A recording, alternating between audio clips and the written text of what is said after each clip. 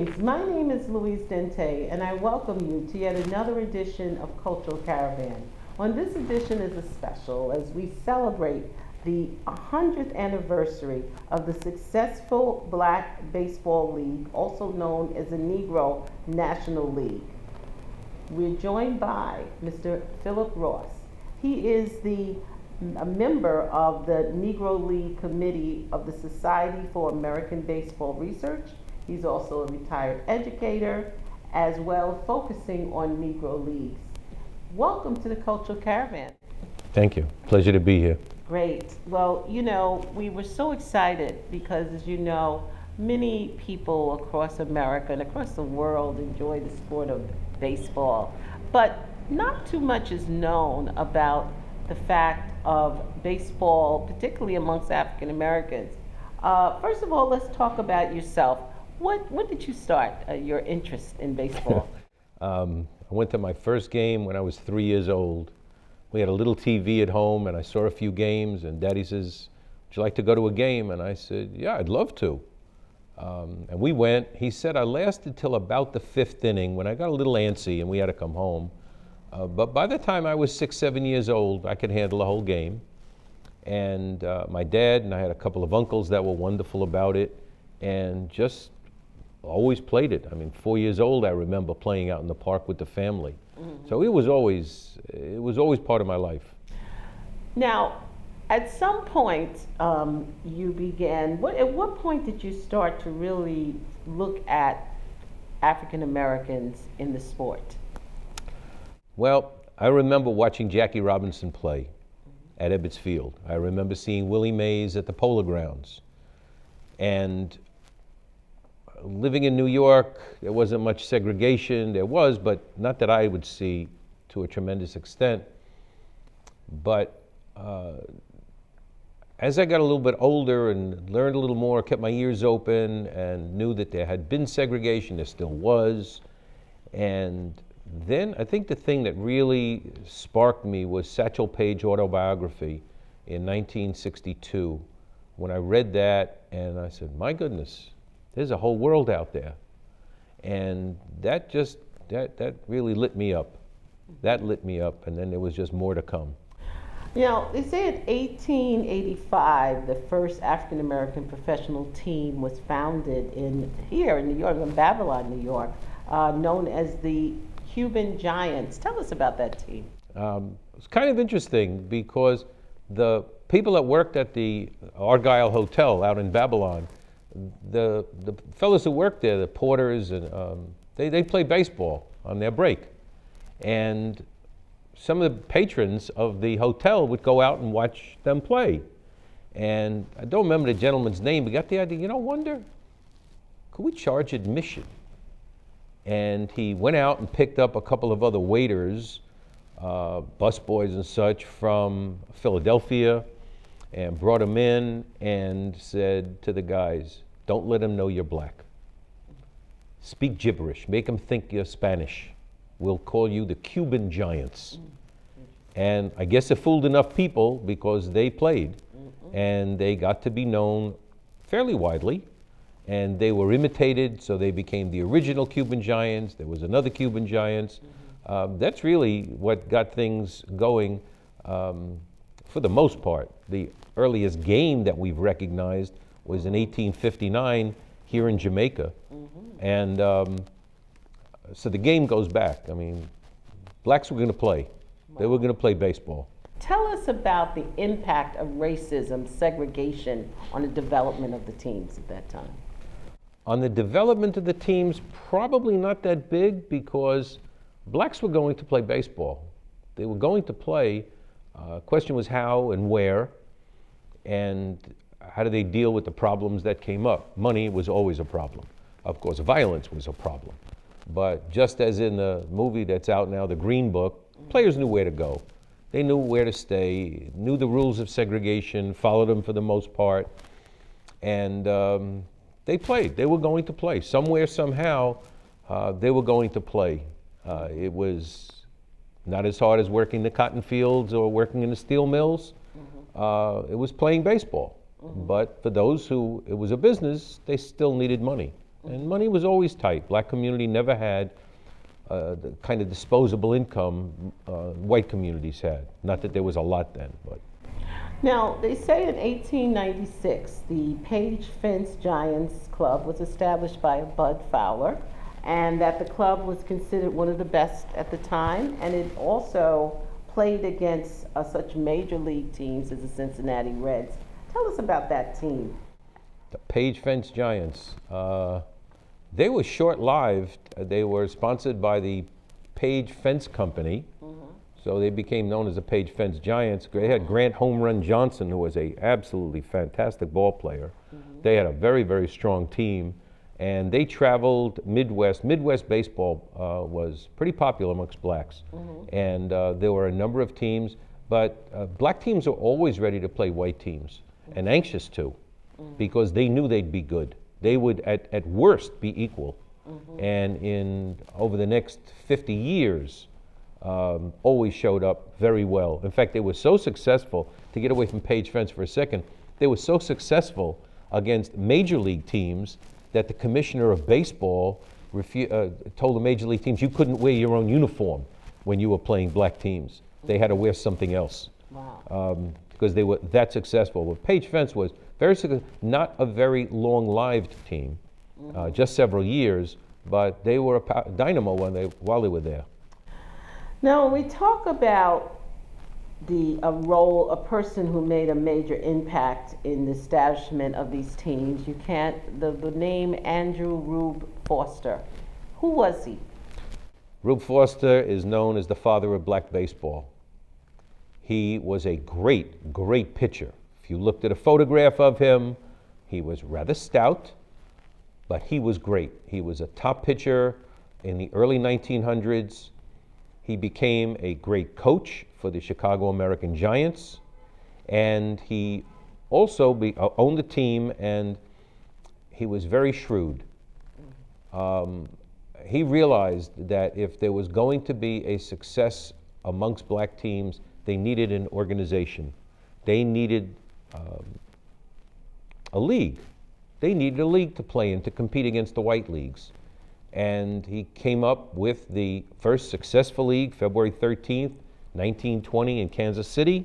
He invited other owners. One of the owners was white, the others were black. And they signed their constitution February 13th, guaranteeing a field, guaranteeing money, and it worked. He was brilliant. He also recognized the fact that as much as you want to see your home team win, 10-0 wins get boring after a while. So he arranged for trades between teams to balance the league out a bit. And that made a competitive league, and it worked toward the success of the league, and they were very successful. Now, this team basically, it started the first season with 7 teams. I understand the Chicago American Giants, the Chicago Giants, the Dayton Marcos, the Detroit Stars, the Indianapolis ABCs, Kansas City Monarchs, and the Cuban Stars. And basically, this marked what they considered the golden era of black baseball. What were some of when you say the golden era, what was happening as the country started to realize that brilliance had no color line? Well, I think a couple of things. The United States itself had become a world power through World War I. The United States was becoming more technological and structured, and black baseball did too. The success that they had was based upon the fact that there was enough money around to keep them going. Black teams never had enough money. Major league teams, the rosters were 25 players. Negro League teams, the rosters were 14, 15. If you pitch today, you're not taking off tomorrow, you're playing second base. And so it was, there were some differences and hardships, but they pretty much were prepared and ready to try to work through everything. And they did. In 1924, the Kansas City Monarchs of the Negro National League and the Hilldale Club of the Eastern Colored League played what was known as the first Negro World Series. Tell us about that experience. How was the response? It was excellent. The games went, full games. Most of the games were close. The pitching was outstanding. Jose Mendez, great Negro League pitcher. They had some superstars playing in there. Louis Santop, a great player. They really had great players playing, and they played, I believe it was an 8-game series, and but all the games were close. They were played in different cities, not as traditional World Series are now. They moved the games around, which gave fans around different parts of the country a chance to see the best of the best engaged in a World Series. It was rather special. Now, I understand around the 1930, you had the departure, the death of Foster, the founder of the Negro League, and you had Kansas City Monarchs deciding they were going to break ties with the Negro League. What happened there? When they left, what happened as people started to go and do their own? Well, among other things, organized black baseball now had a foothold in America. And there was, like you mentioned, the Eastern Colored League. A gentleman in Pittsburgh named Gus Greenlee started Negro American League. And that brought other teams into the fold. For a while, I believe the Monarchs were a member of that. But it wasn't unusual for black teams and many white teams to, not major league white teams, but teams of white players, to travel around in the country and play anybody, to barnstorm, and to play anybody they could, whenever they could. And the game just kept going. It wasn't going to stop. Nothing was going to stop baseball. And yeah. Now, it was said that in 1933 you had the inaugural East-West colored All-Star game, which was played in Comiskey Park in Chicago, and an estimated 20,000 fans attended. Tell us about that scene. That was one of the biggest ones, right? Well, the idea for an all-star team started in the American League with Arch Ward, a writer for a Chicago paper, and the Negro Leagues followed suit, and it was extraordinarily successful. Every year they played an all-star game. The people would come from around the country. They'd get on trains and just ride in. And of course, everybody was dressed to the nines. Everybody was in their best. And stars that went out there and played were incredible baseball stars. Who were they? Satchel Paige, Josh Gibson, Willie Foster pitched a complete game in one of the early games, and Mule Suttles. They had Buck Leonard. They had the best stars out there showing their stuff, and attendance was always excellent. And it was a fun weekend, and it was just more great baseball. Tell us what happened in 1947. It was a watershed year. I mean, Jackie Robinson is buried just a few miles from here. And when he was signed to play for the Brooklyn Dodgers, Satchel Paige, who was, baseball's great pitcher, he was upset that it wasn't him. But after 1 year, he said, I could never have done what Jackie did. But what his impact was, not just on the major league players, but on the kids around the country, those black kids. Hank Aaron was playing baseball as a kid. And Jackie broke the color line, and he said, man, I got a chance. I got a chance. Willie Mays said, I got a chance. And that was very important. In terms of the country, I don't think there's a really good way to describe Jackie Robinson's full impact. It was so total. It was so complete. He showed, number one, that he could play baseball. Two, that blacks and whites could play together. There was a Brooklyn Dodger player named Carl Furillo, great outfielder who grew up in central Pennsylvania. And he wasn't particularly fond of blacks, but he really didn't know any. And he said what Jackie did was change people's minds. And he did that. In a short period of time, once he had the opportunity, he became a team member. And he became a piece of the team. When one story was when he went into Cincinnati in 1947, their first trip. Cincinnati is very close to Kentucky. and he got a death threat.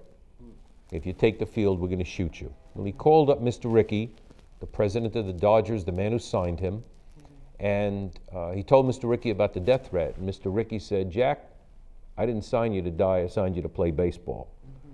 So you don't want to play, you just don't play. And Jack said, no, I'll play.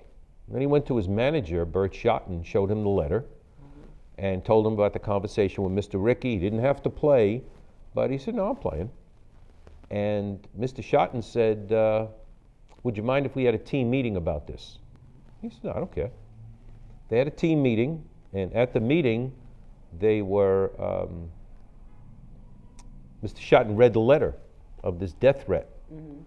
And he looked at the team, and all the guys are sitting there, Jackie's sitting there, and he said, anybody got any thoughts? And Gene Hermansky, the Dodgers left fielder, just yelled out, hey, Skip, let's all wear the same number and fool them. Well, I knew Gene Hermansky, and I spoke to him about this. And I said, you know, it was really wonderful what happened, because you were teasing Jackie, but it was okay. He was a teammate, he was a buddy. You can do that, you could tease, it's all right. And I said, it was so important. And he just looked at me and he said, I just thought it was funny. But it was important, because he really did change minds, and that was important.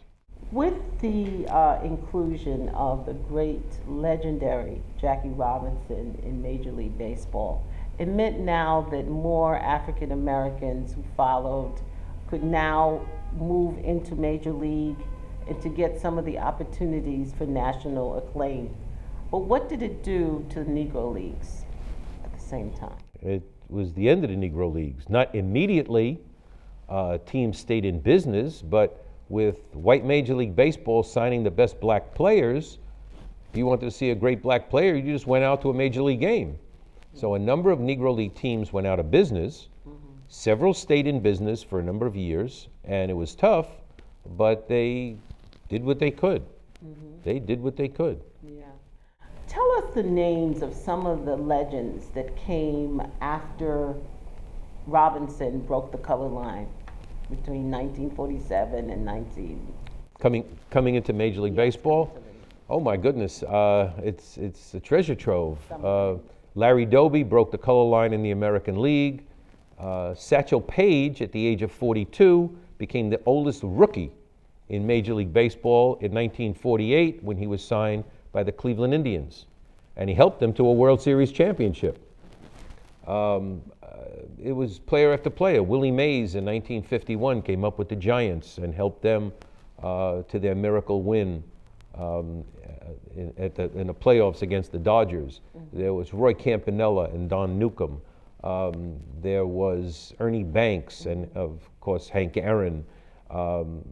Gene Baker, who doesn't get a lot of acclaim but was a tremendous second baseman. Sam Jones, who was a Negro League pitcher, became a star in the major leagues.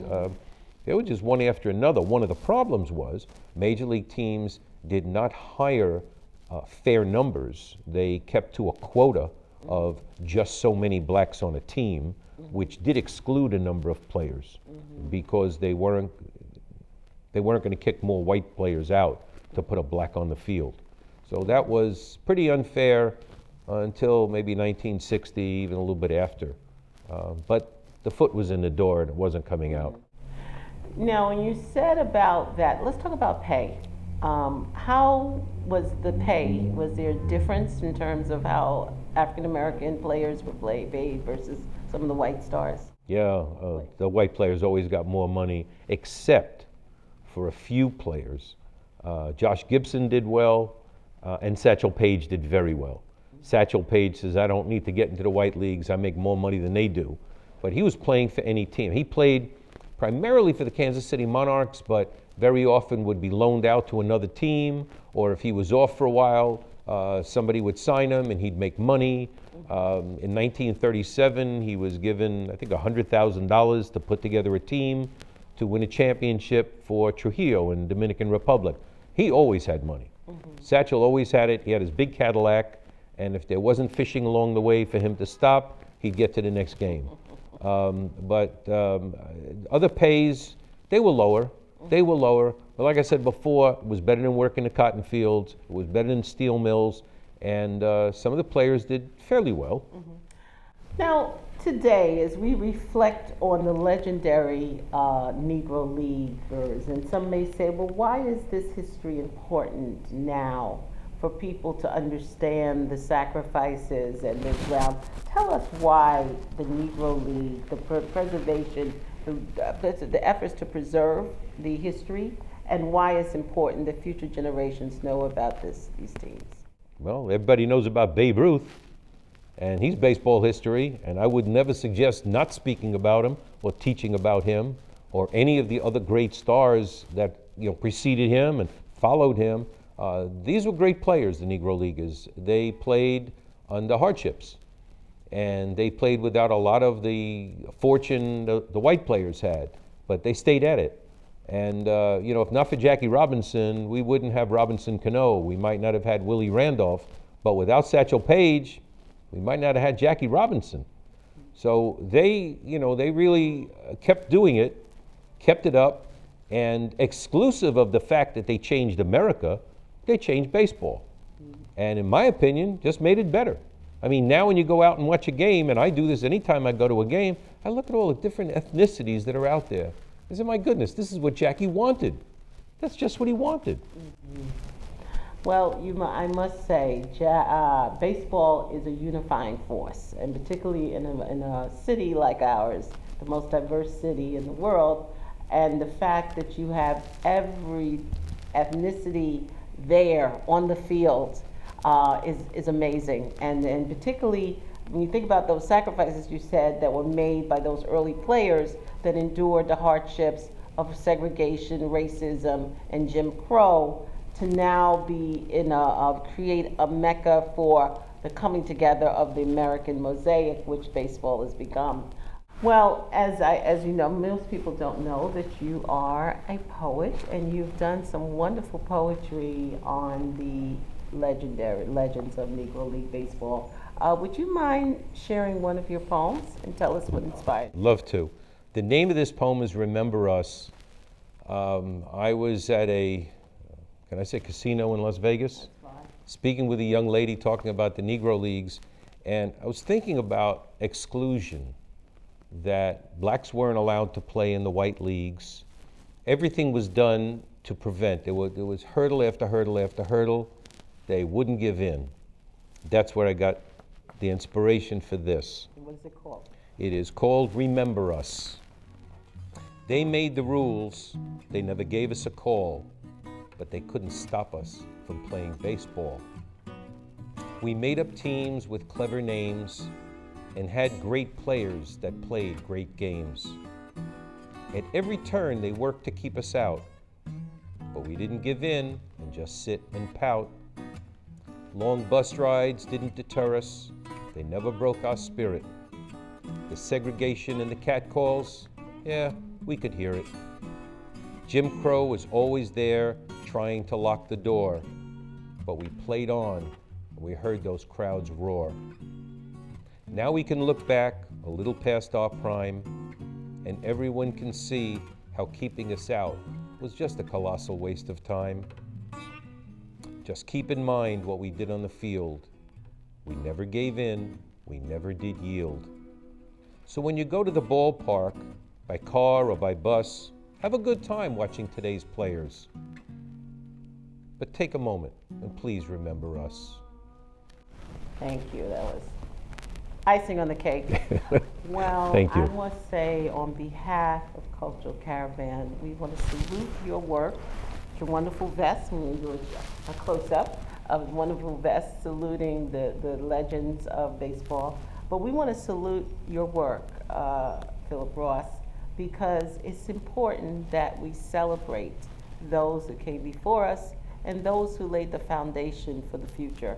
So on behalf of Cultural Caravan, we thank you so much for joining us, and we thank you so much in your work in terms of sharing the history of the legendary Negro League players. Thank you. Thank you. Pleasure to be here. Well, I hope you've enjoyed this broadcast, and we continue to encourage you to tune in, to write, and to tell a friend. But until next time, Louise Dente saying thank you.